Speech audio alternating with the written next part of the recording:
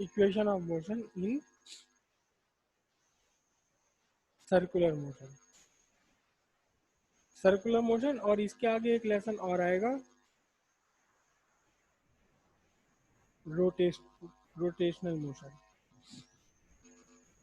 देखो, हमने linear motion में इक्वेशन पढ़ी थी, v equals u plus a t, s equals u t plus half a t square, and v square equals u square plus two s. एक और पढ़ी थी वो एस एन वाली, तो इसी का एक रूप है। ये क्या है? Final velocity. ये क्या है? Initial velocity. तो ये लीनियर वेलोसिटी फाइनल, ये लीनियर वेलोसिटी इनिशियल, ये लीनियर एक्सेलरेशन और ये टाइम। तो लीनियर वेलोसिटी का काउंटर पार्ट यहाँ है omega, angular speed, angular velocity, ये भी तो वेलोसिटी है। तो फिर इसको काउंटर पार्ट क्या लिखेंगे? इसे लिखते हैं omega naught. Omega final angular speed, omega naught initial angular speed. ये लीनियर एक्सेलरेशन था तो एंगुलर एक्सेलरेशन, और ये टाइम था लीनियर टाइम। टाइम तो भैया टाइम ही है, टाइम सबसे बड़ा होता है, टाइम पर किसी का कोई असर नहीं पड़ता, चाहे रोटेशनल मोशन हो, चाहे लीनियर मोशन हो, चाहे ये हो, चाहे ये हो, या मैं हूँ या आप है या अमेरिका का कोई राष्ट्रपति है, टाइम तो सबके लिए टाइम है। टाइम किसी का इंतजार नहीं करता, टाइम तो टाइम है, कहीं भी आए टाइम तो टाइम है। बस ये ना इसका एंगुलर से मतलब है ना लीनियर से मतलब है।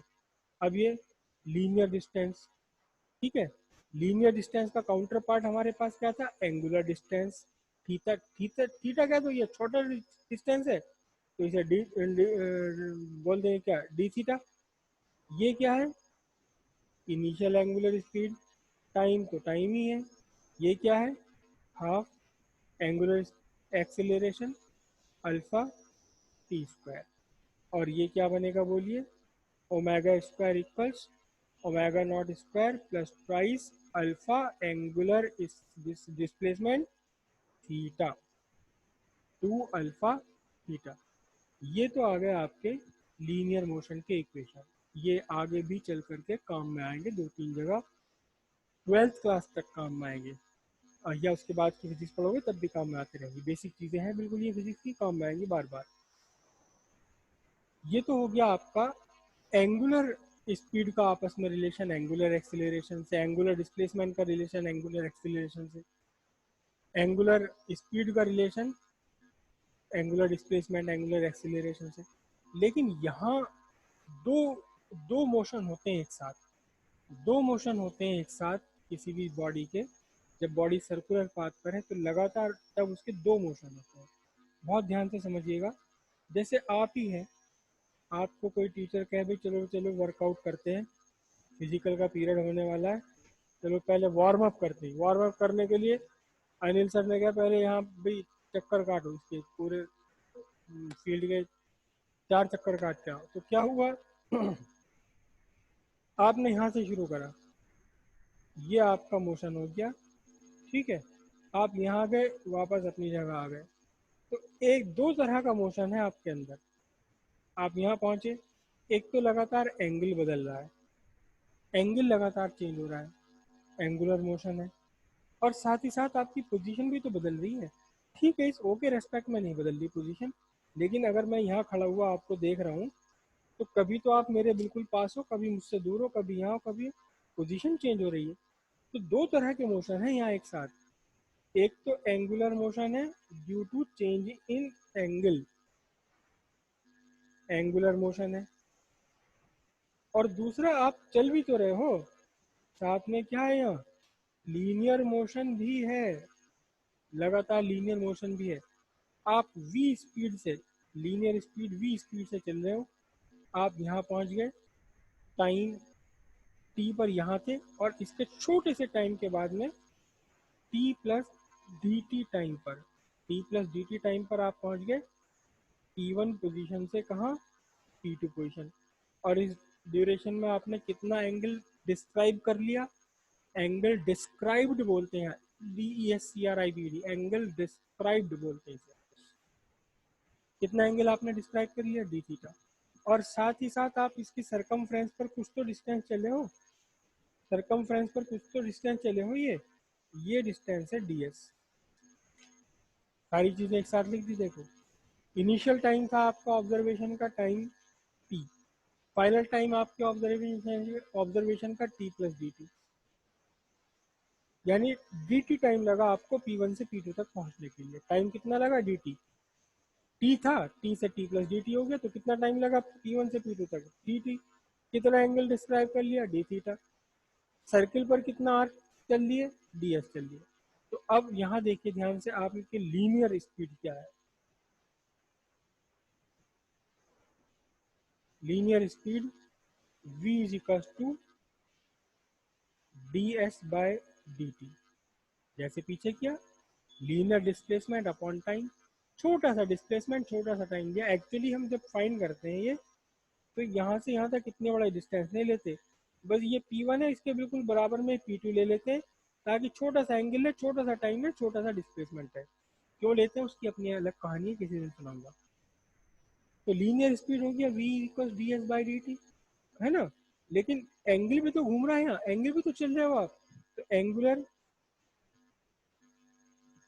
एंगुलर स्पीड ओमेगा कितना बनेगा, D theta by d T, D theta by d T. ठीक है।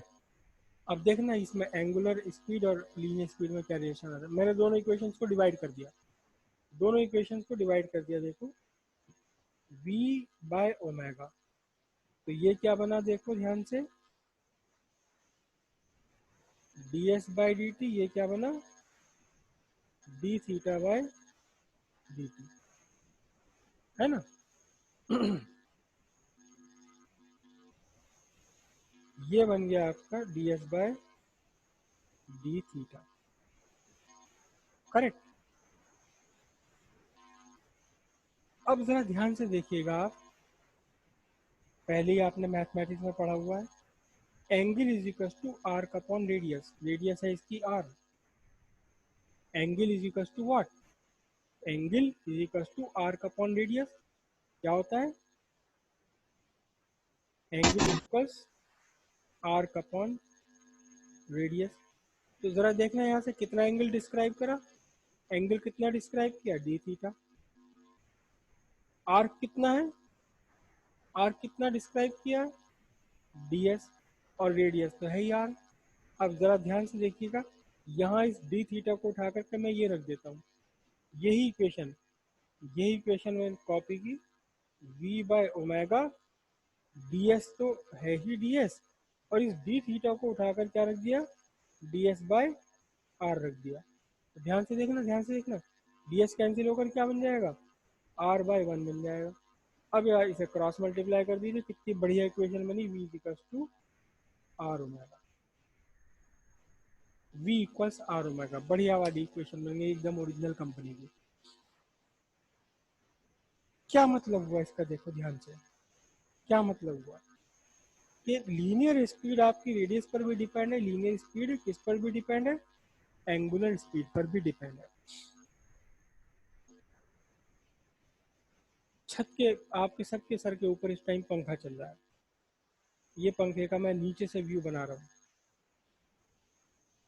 एक फैन ये रहा, एक इसका ब्लेड ये रहा, एक इसका ब्लेड ये रहा, तीन ब्लेड में, ठीक है। ये इसका सेंटर है, और ये सब घूम रहे हैं कितने एंगुलर स्पीड पे घूम रहे हैं, ये सब ओमेगा एंगुलर स्पीड पर घूम रहे हैं, एंगुलर स्पीड पर घूम रहे हैं ओमेगा पर, ठीक है।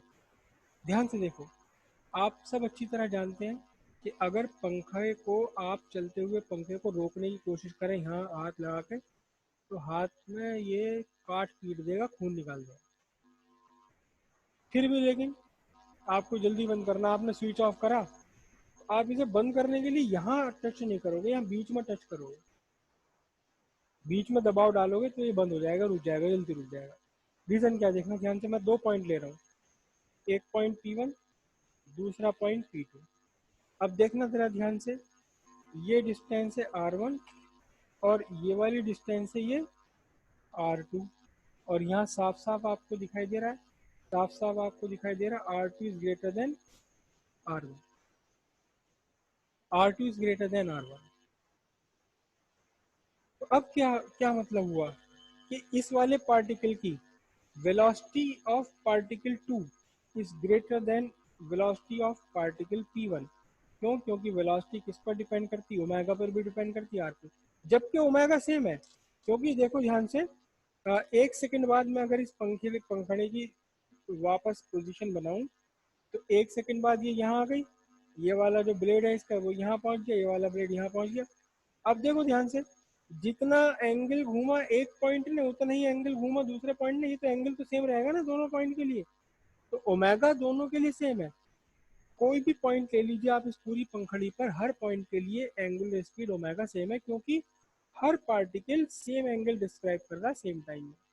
लेकिन फिर भी जिसकी रेडियस ज़्यादा है, जो सेंटर से ज़्यादा दूर है, उसकी वेलोसिटी ज़्यादा है, उसकी वेलोसिटी कम। इसीलिए जितना दूर आपका हाथ लगेगा इस फैन पर, उतनी ही तकड़ी चोट भी लग जाएगी। जितना ज़्यादा डिस्टेंस पर आपका हाथ लगेगा, उतनी तकड़ी आपको चोट भी लगेगी। अगर पंखे को कभी कभी रोकना ही है, जल्दी रोकना है, तो स्विच ऑफ करने के बाद उसे बीच में से पकड़ा जाता है, बीच में से उस पर हाथ रखते हैं, ताकि आर की वैल्यू कम रहे। आर की वैल्यू कम रहने के बाद में ये वेलोसिटी इसकी कम रहेगी और आपको चोट लगने के चांसेस कम रहेंगे। बात ये समझ आई वी और आर का रिलेशन या नहीं?